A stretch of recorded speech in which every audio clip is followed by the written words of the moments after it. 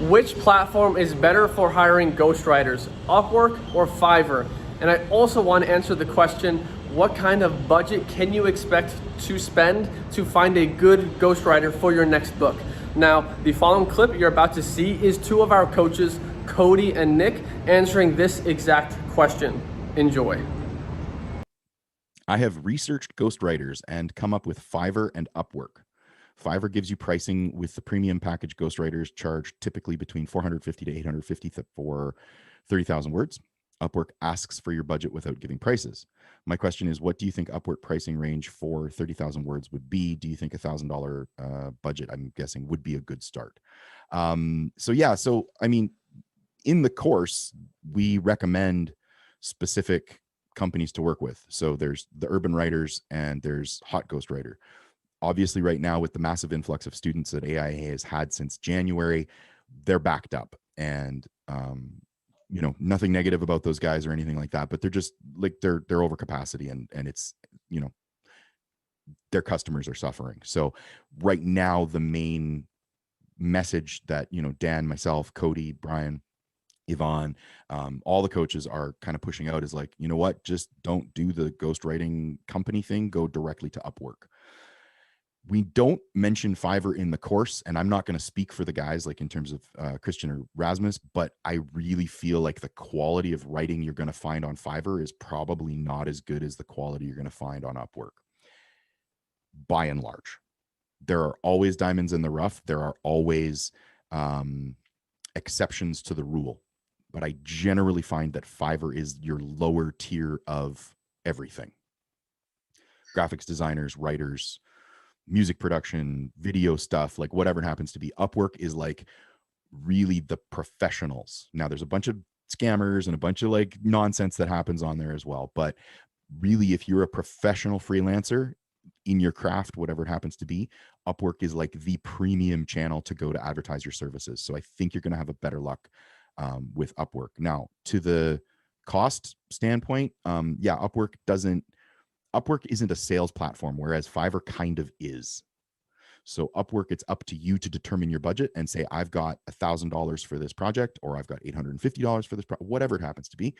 And then put the job up with your description, give a big description, be robust, talk about the kind of writer you want to look for, the kind of tone you want your book to have, a little bit about the subject and that kind of stuff. Like, make it not just, I want ghostwriter for book. Like, that's not going to get you a very good result, right? But yeah, I mean, is $1,000 a good budget for a 30,000 word book? Yeah, I think that's a great budget. So is 850. So is 1,500, right? It's really dependent on what your individual budget is.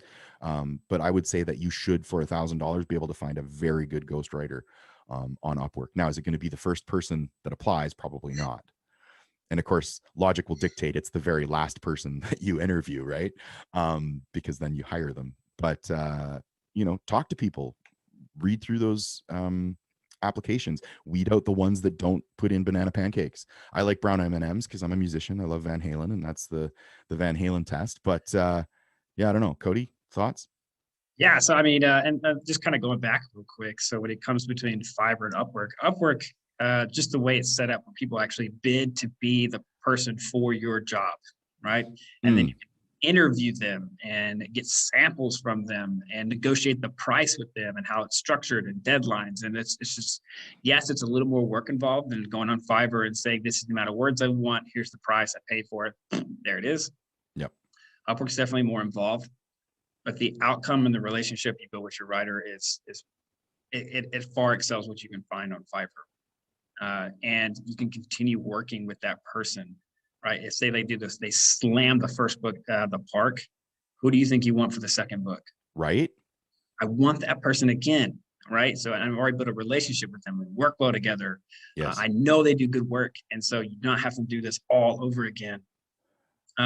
So yeah, and then going back to the price, I have nothing to add. Like, the price is really going to come down to personal budget. I absolutely agree. $1,000, you should get quite a few people bidding on the job. And like your banana pancakes, like I like to do two. Okay, I like to do nice. two, so I put two in there because sometimes they're looking for the first one. So in the middle of there, Right. you put one, and it's like, hey, make sure the first word of your response is something that's the color red. It's just a random sentence in there, and then I say make sure the last word in your response is something the color blue, somewhere Okay, deeper interesting. down, and so you can kind of Right. really see who nitpicked and read the entire thing and paid attention, Yep. and because it takes time to interview and to Yes. put a lot and to see read samples and whatever else. And so if they actually don't go through the process of reading my job post, Oh, I don't care if they sound great in their bid. I've just learned the hard way, like just ignore those, yep. 100%. skip it. Yep. Not worth the hassle in the long run, right? Because Yeah, how you do one thing is how you do everything. no doubt. And then Yep. in the end, you're hiring one writer. Yeah. Some people might get caught up on like, oh no, like only like 5 or 6 people bid on my post. That's okay. You only need one. Yep. You only needed one to begin with. Yep. And I mean, honestly, if all 5 of them are not a match, okay, start again. You know, it's Gotcha. only a matter of a couple days, only a matter of a week. I like to use because again, kind of going back because of the whole urban writers and hot ghostwriter thing. A lot of folks have been like, man, Upwork's, it's a lot of work, and I gotta interview like 5 people, and I'm like, all right, most folks have had some sort of 9 to 5 job before, and I think the vast majority, I'm going to go ahead and even say like 80% of people have probably worked at like a fast food joint or a Walmart or like a minimum wage type job. How long was the hiring process for that job? Like, it wasn't a day. It was usually at least a week, sometimes 2 weeks or 3 weeks, right? Because they're going through HR and doing like a whole funnel of like, we have 1,000 applicants and we need to hire 20 people. So it takes time. Have that same mindset. You are your own HR department and you're looking to hire people, and you've got to filter through. It's going to take work. I once worked for Apple. This was a long time ago. The application process for Apple was 3.5 months. Oh my gosh. 3.5 months from not from initially submitting my application. It was actually about 6 Mhm. months, but I submitted my application. I heard nothing for probably 2 months, 3 months, something like that. I got an email saying, hey, we really liked your application. We'd like to meet you in person, blah, blah, blah.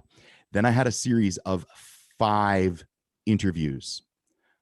The first one was a giant group interview. I'm not kidding. A giant group interview. I was at I lived in Vancouver at the time, so they held it at the Vancouver Aquarium. And there was me and I think there were about 400 applicants. And like, we had to do group work, we had to do skits, we had to do like what do you call hunt and peck, find stuff. They had like secret clues hidden all over the aquarium. Like, it was intense, and it was a full day. I'm talking 8 hours. I was at the aquarium for this job interview, and I left and I was like, this is ridiculous. I'm never going to get hired. And this is asinine. But they called me back. And then it was a series of 4 interviews with, the first one was HR. The second one was the store manager. The third one was the store manager and assistant manager. Fourth one was floor manager, assistant manager, store manager. And then the fifth one, which was finally the one when I was offered the job afterward, was with the regional director. And this is for a retail job. I worked at the Apple store. But you know what I mean? Like, so take your time, hire good people. I guess that's the TLR. Yeah, and like don't be too thrown back that if the process takes you and your writer if it takes a week, 2 weeks, 3 weeks to go through the entire process to find the writer that's right for you, like understand that that's okay.